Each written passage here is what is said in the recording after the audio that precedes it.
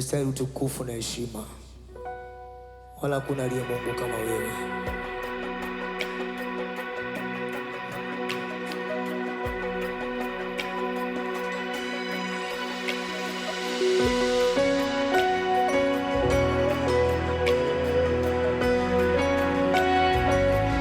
Yesu, umestahili peke yako.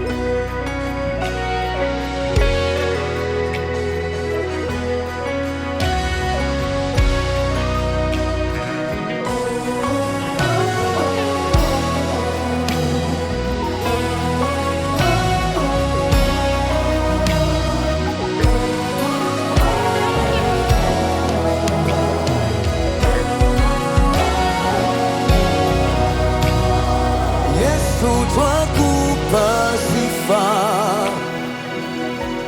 twakupa sifa, Yesu, twakupa sifa yo, wastahili sifa, Yesu, twakupa sifa, twakupa sifa, Yesu, twakupa sifa yo, wastahili. Yesu, twakupa sifa, Yesu, twakupa sifa yo, wastahili. Yesu, twakupa. Mikono yetu ikiwa juu kwa Yesu Kristo. We Bwana, Yesu, twakupa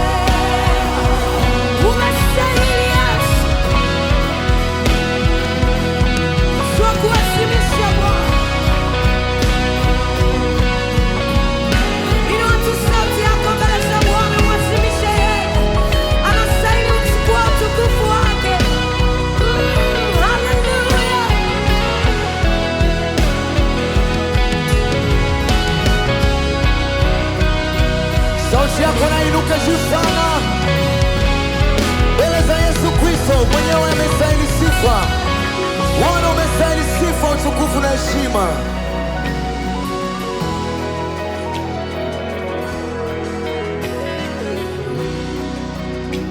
Tunakuinua Mungu wetu.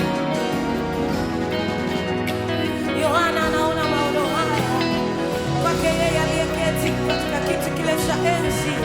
Mkono wake wa kuume kulikuwa na kitabu kilichoandikwa ndani na nyuma na kimetiwa mihuri 7. Tena akasikia malaika akihubiri kwa sauti kuu akisema, ni nani astahili kukifungua hicho kitabu na kuzivunja zile mihuri zake?